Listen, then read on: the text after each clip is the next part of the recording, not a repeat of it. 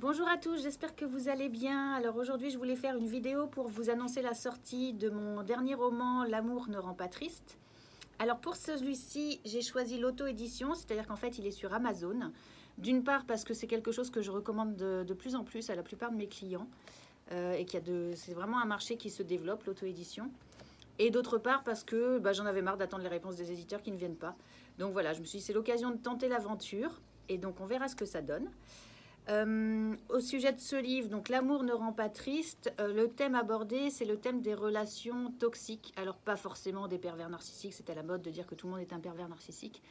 Mais voilà, c'est pourquoi on reste dans une relation qui ne nous convient pas. Alors ça peut être une relation amoureuse, ce qui est le cas dans le livre, mais aussi un travail, une situation, quelque chose dans lequel on ne se sent pas bien, on se sent sous l'emprise de quelqu'un, mais on n'arrive pas à en sortir.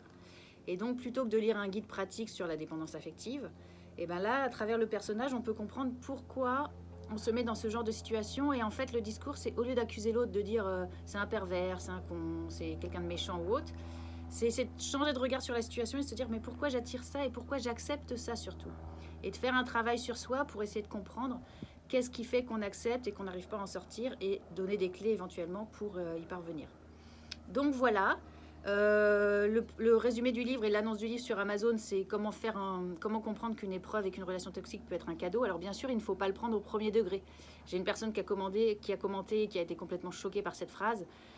Il faut s'élever un petit peu au niveau de la conscience et essayer de se dire qu'il y a un message derrière. Voilà, ça parle de résilience en fait. Donc voilà, d'où le titre Deviens qui tu es. L'idée, c'est voilà, une fois qu'on a fait le travail sur soi, et qu'on se connecte à son cœur et à son âme, on peut enfin savoir ce que l'on veut, ce que l'on ne veut plus, se respecter pour ne plus attirer ce genre de situation.